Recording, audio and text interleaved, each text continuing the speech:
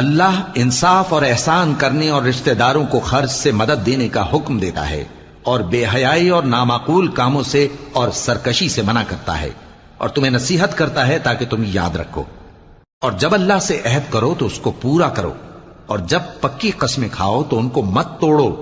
कि तुम अल्लाह को अपना जामिन मुकर्रर कर चुके हो, और जो कुछ तुम करते हो अल्लाह उसको जानता है। और उस औरत की तरह न होना जिसने मेहनत से तो सूद काटा, फिर उसको तोड़कर टुकड़े टुकड़े कर डाला, कि तुम अपनी कस्मों को आपस में इस बात का जरिया बनाने लगो कि एक गिरोह दूसरे गिरोह से ज्यादा गालिब रहे। बात यह है कि अल्लाह तुम्हें इससे आजमाता है, और जिन बातों में तुम इख्तिलाफ करते हो क़यामत के दिन उसकी हकीकत तुम पर जाहिर कर देगा। और अगर अल्लाह चाहता तो तुम सबको एक ही जमात बना देता, लेकिन वो जिसे चाहता है गुमराह रहने देता है और जिसे चाहता है